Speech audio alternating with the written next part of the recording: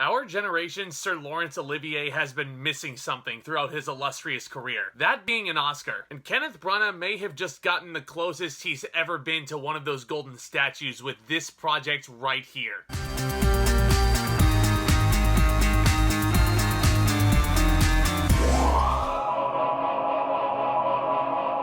How's it going, everybody? My name is Zack. Welcome to my channel where I love discussing all brand new things cinema and entertainment. I really do appreciate you guys clicking on this thumbnail today. I really hope you enjoy your stay, because this time around we're going over to Northern Ireland to check out Belfast. This was written and directed by the oh-so-talented Kenneth Branagh, and it stars the likes of Jude, Jamie Dornan, Ciarán, Hinds, and Dame Judi Dench. And this is a semi-autobiographical film which chronicles the life of a working-class family and their young son Buddy's childhood during the tumult of the late 1960s in the Northern Ireland capital. So right off the bat, let me just say that the Oscar buzz surrounding Belfast coming out of various film festivals is well warranted. I could definitely see this film becoming an Academy darling sooner rather than later. And that's, I think, due in part to a very charming and endearing direction Kenneth Branagh takes with this project. You can just tell that his passion for this material is seeping through every frame. The cinematography is amongst 2021's best so far.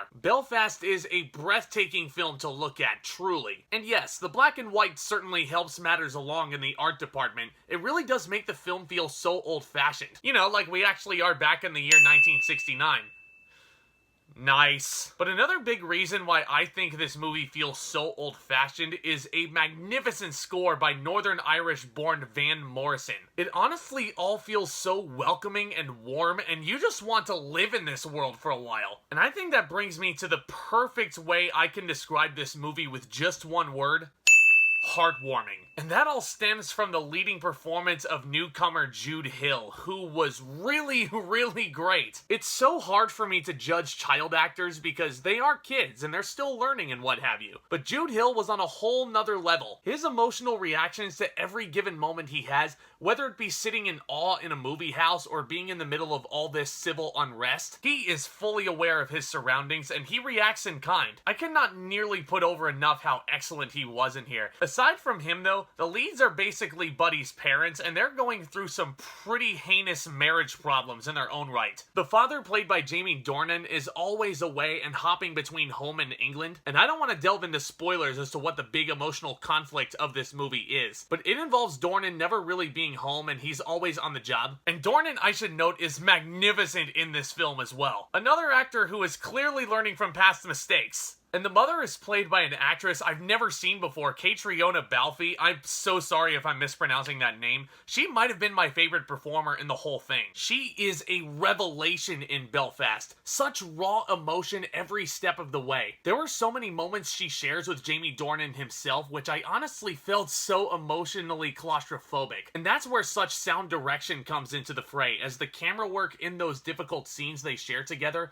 it's so close and tight on the two of them. And that really does make the story feel so grounded and simple. And that's really the key with Belfast, is its simplicity. You know, unlike every other grand spectacle Kenneth Branagh has tackled in the past, like any of his Shakespeare projects, or even the first Thor movie. By comparison, this movie is extremely small scale. And I really respect that approach. But if I'm gonna be real with you guys, my personal favorite part of this film were the grandparents. Of course, they're played by the excellent Judi Dench and Ciarán Hinds, who share some excellent chemistry with one another. Their talks with Buddy were not only so warm in their own right, really reminded me a lot of my childhood and my conversations with my grandparents. Not only that, but these two are just hysterical together. The banter they share either borders on the cusp of adorable or savage. And you can tell these two have been married for a long time. But speaking of time, that actually brings me to my biggest issue with Belfast. I wish we got more time in here. I wish we got to learn more about these characters than we actually did.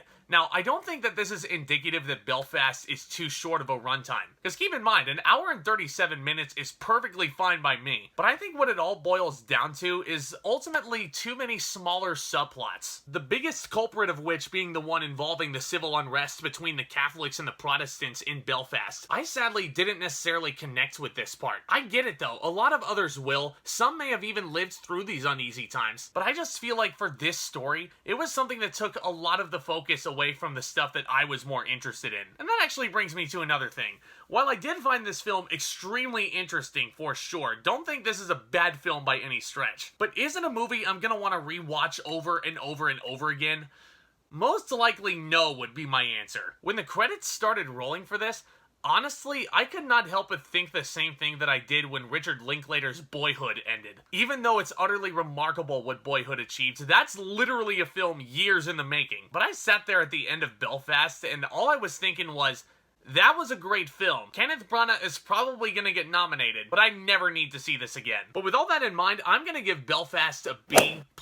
I'm sorry, I'm aware a lot of people may find this grade too low for this film. It is pretty darn great, all things considered, and I definitely will not be surprised once it inevitably gets its boatload of Oscar nominations once the time comes. But I just don't ever see myself rewatching Belfast anytime in the near future. But guys, this is of course all just my opinion. Go ahead and make some noise on what you thought of Belfast down below. Do you guys think it's the front runner to win Best Picture this year? And let me know also what your favorite Kenneth Branagh project is, whether he be an actor or a director. It probably won't be Artemis Fowl, because if it is, we're gonna have to have a talk. But as you know, I love discussing all things cinema and entertainment with you guys. I love creating this content even more, and seeing your guys' feedback makes my day. And if you guys are new to the channel, definitely consider smashing that red subscribe button down below as hard as you possibly can so you don't miss out on any of my other future videos coming up. This channel is on the road to 1,000 subscribers. I'm hoping to reach that goal very, very soon. Subscribing is also totally free to you guys.